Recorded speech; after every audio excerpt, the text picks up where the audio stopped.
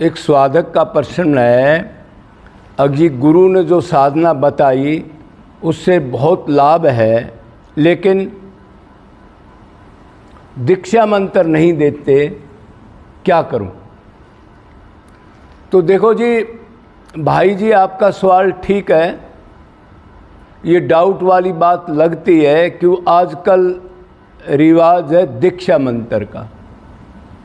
दीक्षा मंत्र दे दिया तो वो सोचता है सब कुछ तेरे को मिल गया और अब तू भगत बन जाएगा। लेकिन उसने ठीक प्रोसीजर किया जो पहले होता था। आपका गुरु ओरिजिनल गुरु मानना चाहिए आपने। आप दूसरों को क्यों देखते हो? अब बार बार वो मंत्र दीक्षा दे करके वो लोग उनसे ज़्यादा प्रोग्रेस थोड़ी हो जाएगी। पहले गुरु ऐसे ही करते थे जो आपका गुरु कर रहा है। क्यों आपने ये कहा है, अब जो उन्होंने जी अब मेरे को तत्व ज्ञान दिया, साधना बताई, उससे मेरे अंदर त्याग, प्रेम, दीनता, वैराग्य की भावना, अहंकार कम, जीवों पर दया, ये चीज़ें आने लग गई। तो इसका मतलब गुरु तो बहुत ठीक है वो।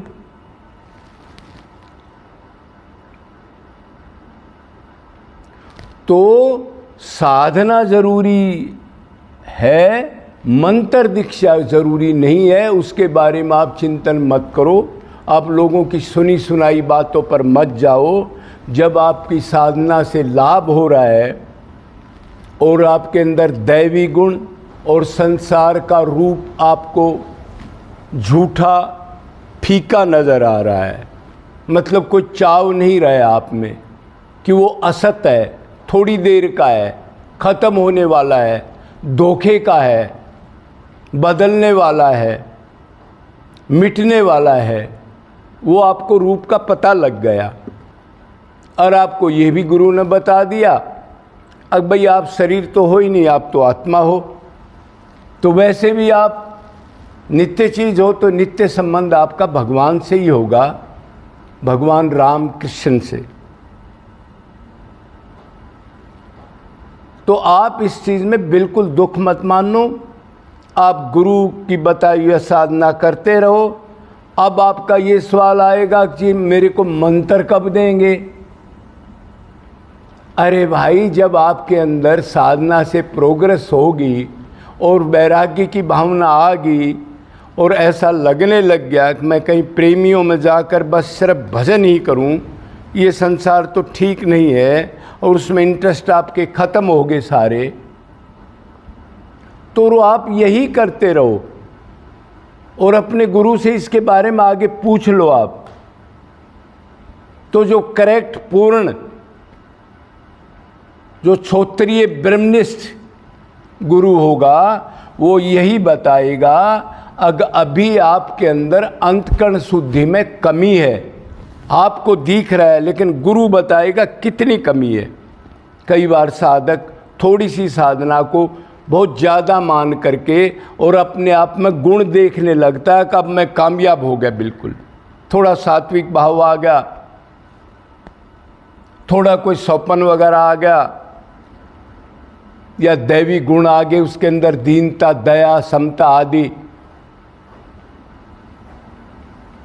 तो आप यही गुरु की साधना करते रहो। वो गुरु आपका बिल्कुल ठीक है, वो पाखंडी नहीं है, जेब कतरा नहीं है, जो आजकल ये सारा व्यापार चल रहा है चेले बनाने वाला।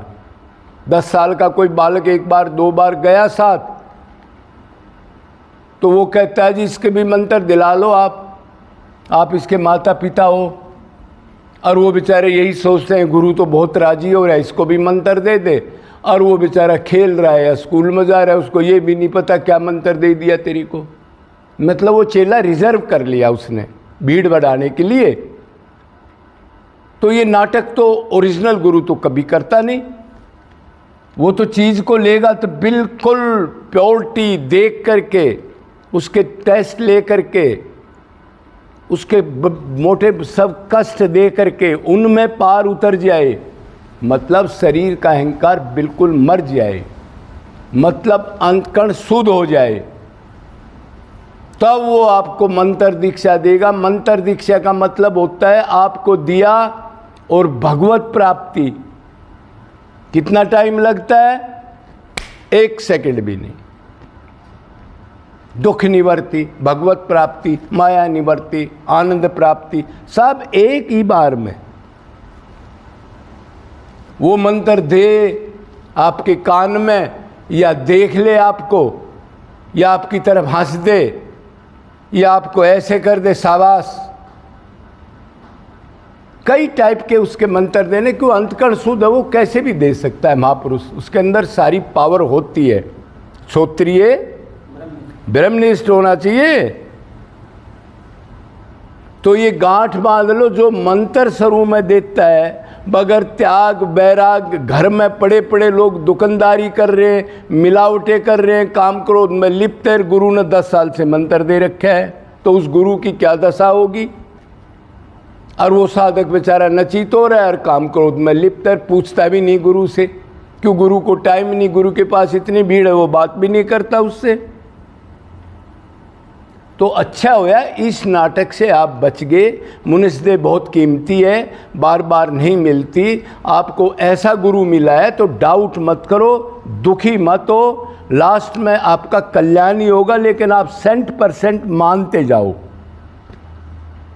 गुरु की शरण में रहो और संसार से त्याग कर दो। घरों में पड़े पड़े आप भगत मान रहे हो, ये आज के टाइम पर पूर्णता को प्राप्त, मतलब भगवत प्राप्ति नहीं कर सकते आप। और ऐसी भक्ति तो अनंत जन्म में की है हमने।